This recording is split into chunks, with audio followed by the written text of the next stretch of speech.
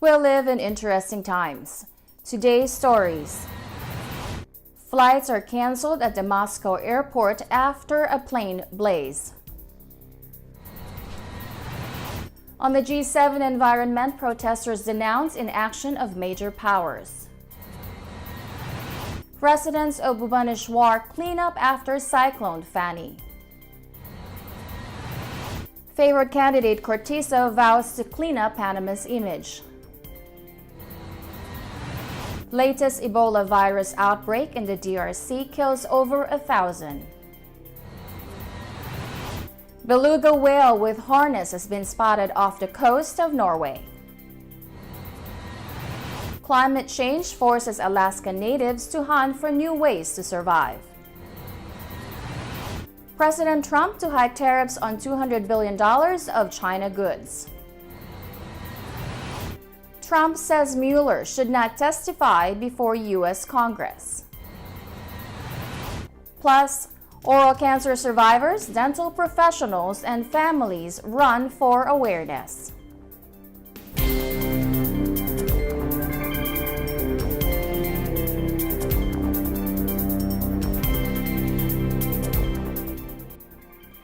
Hello everyone, I am Rose Papa Angeles, bringing you stories from around the globe. And this is Eagle News, Washington, D.C.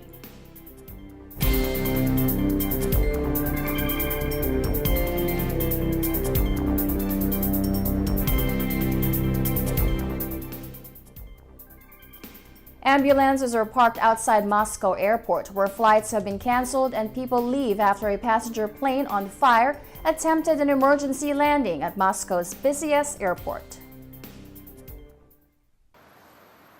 Dramatic footage shared on social media showed the Aeroflot-owned aircraft engulfed in flames as it landed on the tarmac at Sheremetyevo, Moscow's busiest airport.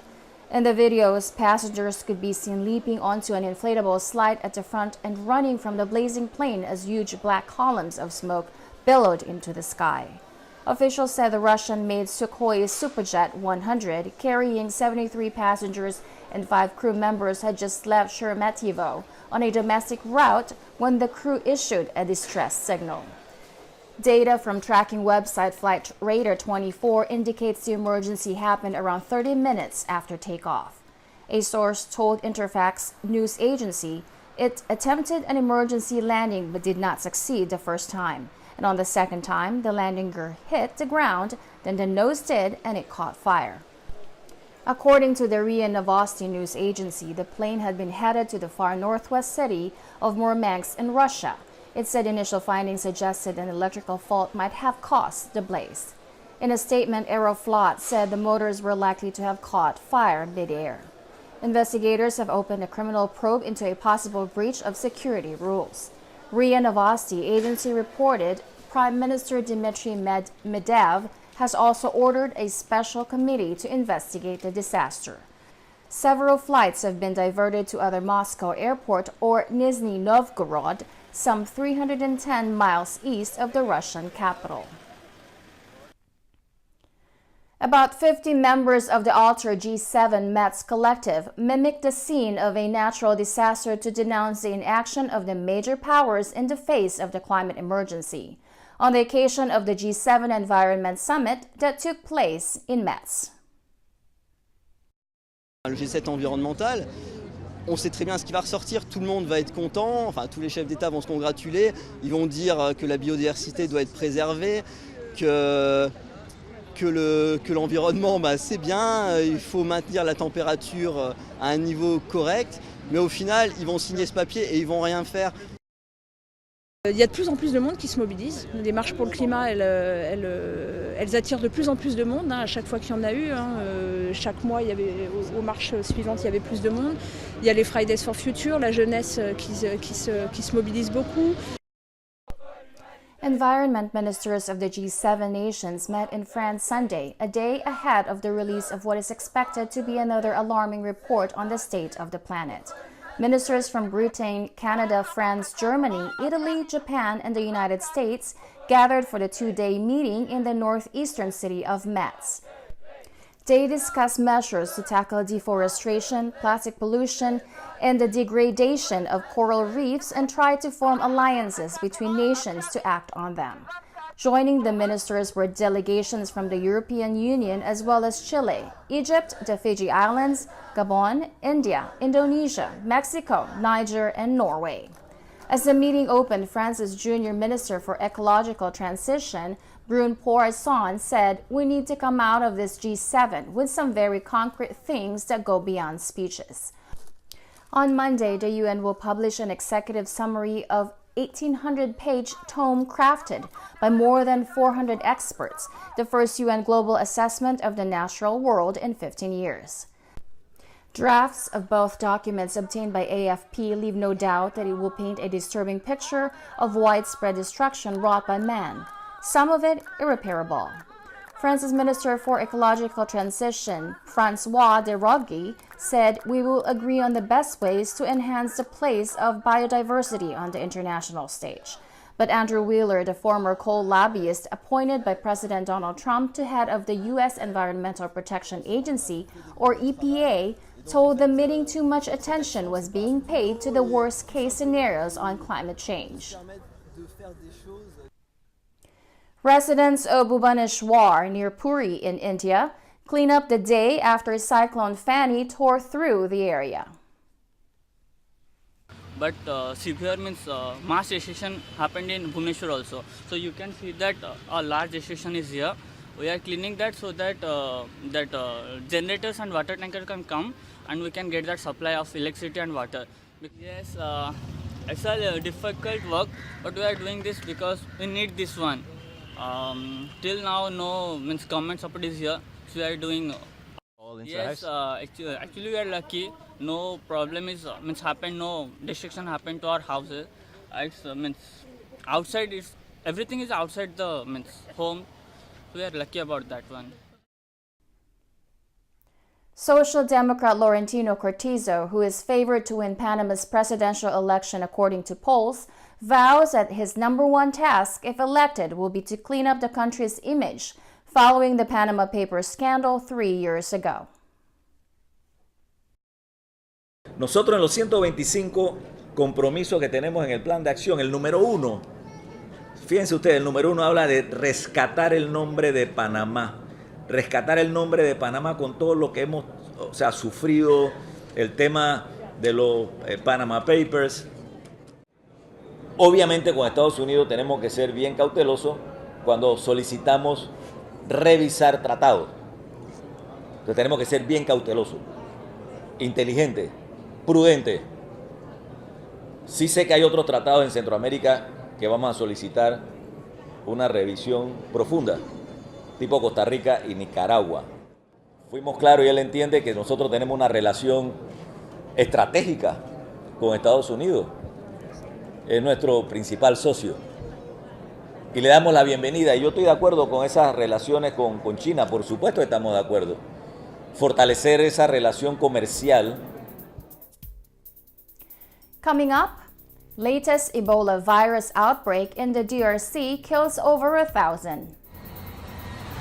Beluga whale with harness has been spotted off the coast of Norway. Climate change forces Alaska natives to hunt for new ways to survive. President Trump to hike tariffs on $200 billion of China goods. Trump says Mueller should not testify before U.S. Congress. Eagle News, Washington, D.C. will be right back.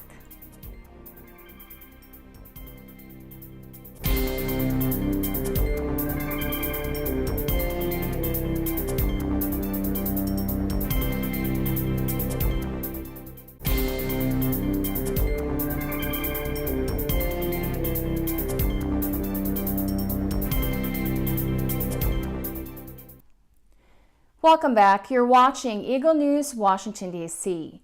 The Democratic Republic of Congo's Minister of Public Health, Dr. Oli Ilunga, and Professor Godefroid Kamanam, a researcher, react to the health ministry's announcement that the latest Ebola outbreak has killed more than 1,000 people in the country. C'est 1000 morts, c'est des centaines de familles, des centaines d'enfants, de veuves qui sont éprouvés. Et ce qui est regrettable, c'est que normalement aujourd'hui, avec les moyens dont nous disposons en termes de santé publique, en termes de connaissance de la maladie, de moyens thérapeutiques et de vaccins, ces morts sont réellement des morts qu'on aurait pu éviter. C'est très bien que cette riposte dépasse le cadre strict de la santé publique, que si nous voulons mettre fin à cette riposte, nous devons absolument, il faut qu'on restaure l'ordre public, il faut également que la sécurité à la fois de la population et la sécurité des agents de la riposte soient garanties. Tous ces contacts, la situation était positive, je crois que nous étions optimistes, mais entre-temps, comme vous le savez, il y a eu une série de leaders d'opinion, une série d'acteurs politiques qui ont contribué à la désinformation de la population, qui ont instrumentalisé la maladie. Et les gens s'en méfient, ne peuvent pas avoir confiance dans la riposte, parce que du point de vue psychologique, il y a des traumatismes causés par la guerre. Et du point de vue politique, l'indifférence de l'État congolais face à ce qui se passe là-bas. Authorities said more than 1,000 people have now died of Ebola in the Democratic Republic of Congo, as aid workers warned that the highly contagious virus combined with insecurity in the restive region was creating a deeply worrying situation. The current outbreak is the second deadliest on record after an epidemic killed more than 11,300 people in West Africa in 2014 to 2016. Efforts to roll back the outbreak of the hemorrhagic fever have been hampered by fighting, but also by resistance within communities to preventative measures, care facilities, and safe burials. The health ministry said in a daily update late Friday, in total there have been 1,008 deaths, 942 confirmed, and 66 probable. The Central African country declared a 10th outbreak of Ebola in 40 years last August, centered in the city of Beni in North Kivu province, before the virus spread into the neighboring Ituri region. The World Health Organization had initially voiced hope it would be able to contain the outbreak, thanks in part to a new vaccine. But in recent weeks, senior WHO officials have conceded that insecurity, scarce financial resources, and local politicians turning people against health workers had seriously undermined the containment effort. Michael Ryan, the executive director of WHO's Health Emergencies Program, told reporters in Geneva on Friday, "We are dealing with a difficult and volatile situation." He said, "We are anticipating a scenario of continued intense transmission." The long-standing presence of various rebel groups in Ituri and North Kivu has made it difficult for health workers to access those who might have come into contact with Ebola, a figure that currently stands at 12,000 people. But beyond the militias, Ryan said communities in the aftermath of DRC's December elections are being manipulated against cooperating with Ebola responders. He said communities need to be assured that all parties are supporting the public health response and that Ebola should not become further politicized in the process. Ryan said the UN Health Agency currently has enough vaccine stocks to meet its needs, but doses may run short. He said, "We don't necessarily know which way this outbreak is going." More than 110,000 people have been vaccinated since the outbreak began. Neighboring Rwanda and Uganda have also been vaccinating health workers. Meanwhile, in Norway,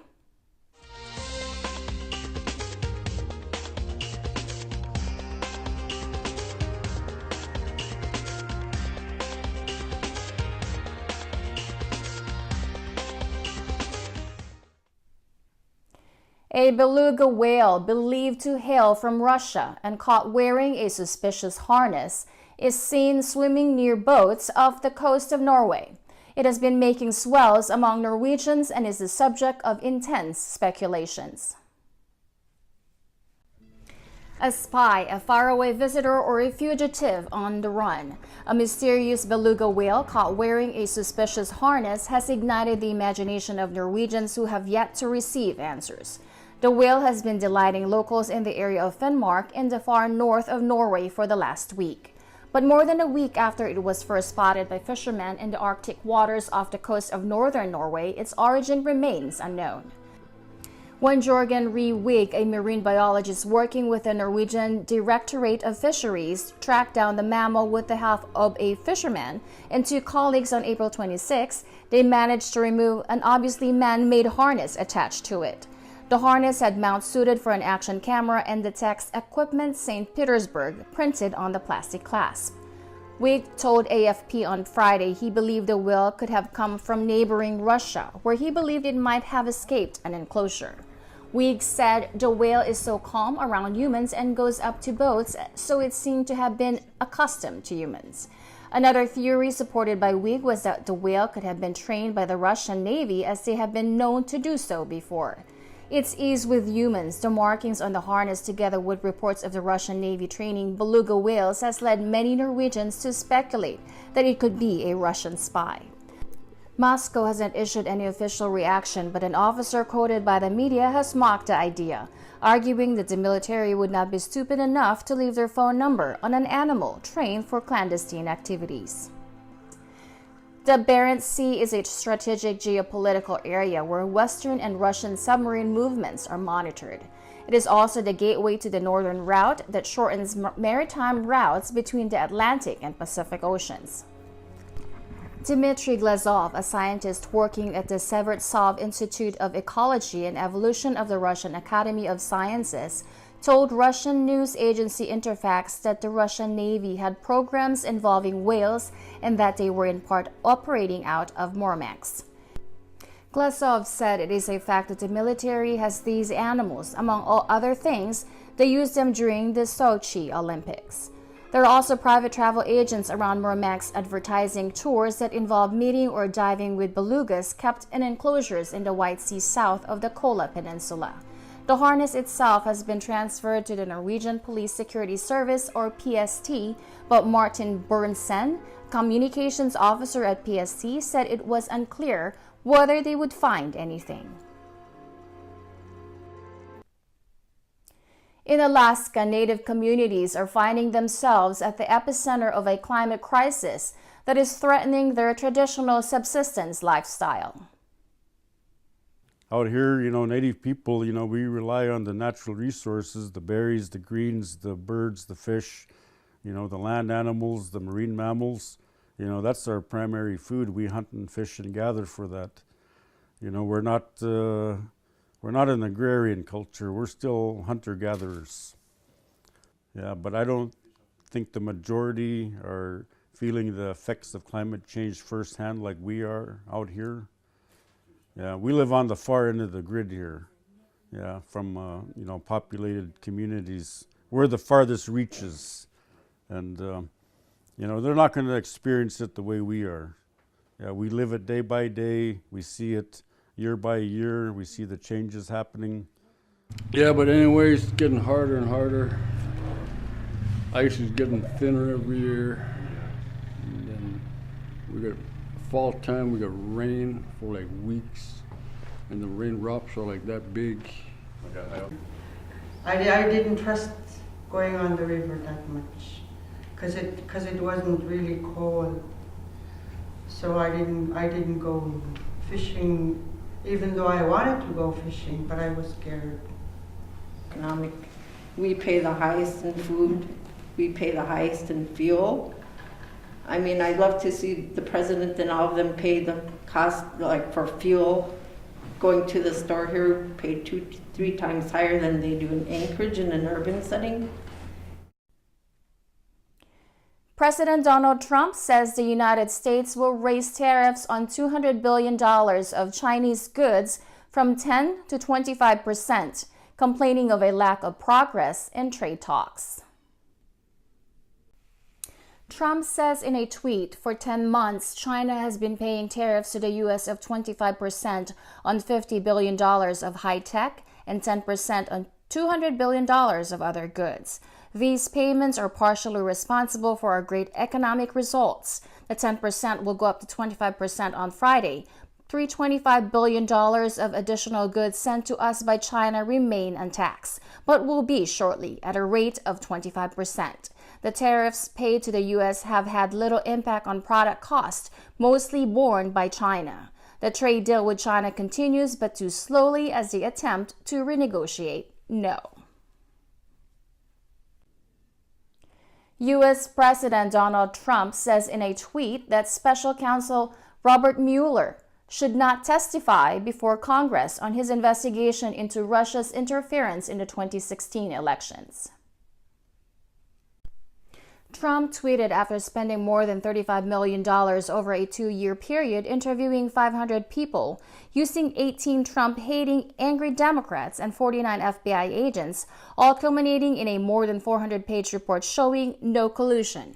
Why would the Democrats in Congress now need Robert Mueller to testify? Are they looking for a redo because they hated seeing the strong no collusion conclusion? There was no crime except on the other side. Incredibly not covered in the report, and no obstruction. Bob Mueller should not testify. No redos for the Dems. When we come back, oral cancer survivors, dental professionals, and families run for awareness. Eagle News Washington, D.C. will return shortly.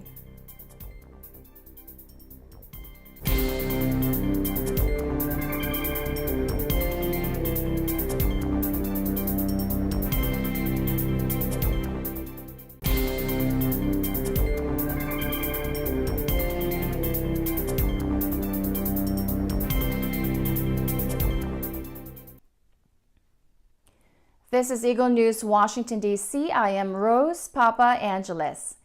Giving the fight against oral cancer a voice, the Oral Cancer Foundation held a 5K walk-run with survivors, friends, family, and dental professionals in D.C., Virginia, and Maryland. Eliza Gonzalez-Manglik-Mott takes us to this race with a voice. Moved by a desire to raise oral cancer awareness and garner support, the crowd behind me will run, some will walk 5 kilometers alongside survivors, family, and friends this Saturday morning here at the Dennis Liger Avenue Park in Silver Spring, Maryland. I am here because my friend Veronica told me about the 5K, about oral cancer awareness, and as a hygienist that we are, I think it's very important for our patients to let them know how to go and do the intraoral exam, and then we do that in our offices too, and let them know if we see anything that is suspicious and make them aware. There are patients that smoke or chew tobacco and stuff like that, and they're not aware of how dangerous it can be in their mouth. We can help the patient if we can see something suspicious. I decided to do this. It's the first time for me. I'm also a dental hygienist, and I thought it would be a good idea, one, to donate the money for a cause that doesn't seem to be out there.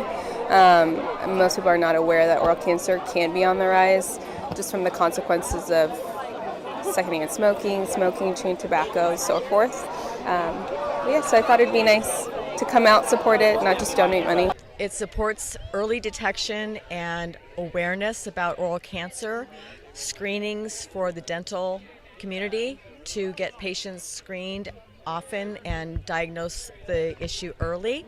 We want to make sure that people are aware of the disease, and if they see something that is suspect in their oral cavity, to have it checked out early and make sure that they get treatment early, and therefore they don't have any long-standing issues like my husband did, unfortunately. My husband was diagnosed in 1997 as a stage 4 oral cancer patient.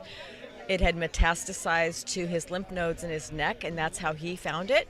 The primary tumor was on his tonsil, so if anybody had been looking for it at the time, it would have been very visible in the oral cavity. Unfortunately, his dentist did not see it. I think anything that you can do to bring awareness for the disease is key. So we do upwards of 30 of these events a year around the country. This is just one, and the Hoffman family started this particular walk 5 years ago, and this is just another year on top of that, taken over by someone else to keep the disease on everybody's forefront. Just raise awareness, I guess, for something I didn't know about until it happened to someone so young, so it's kind of shocking. So I think it's a good cause. I'm a dedicated runner, I guess, first and foremost, but I also relate to the cause because I've had oral cancer. So I was diagnosed with stage 3 oral cancer. I'm fully recovered and in good health now. I think any event like this that has a name to it, I think raises awareness. I think raising awareness any way you can, and I think this is a great way to do that. The most important part is education and prevention. Early awareness, early detection, that's how lives are saved. Reporting from the DMV Oral Cancer Walk and Run here in Silver Spring, Maryland, I am Eliza Gonzalez Manglikmot for Eagle News, 1 with 25. Thanks, Eliza. That is today's Eagle News, Washington, D.C. Join us tomorrow for stories that matter to you. Visit our websites at Eaglenews.PH and EagleNewsLive.com. Like us on Facebook. Follow us on Twitter at twitter.com/EagleNewsPH. Once again, thank you for watching. I am Rose Papa Angeles, and I am 1 with 25.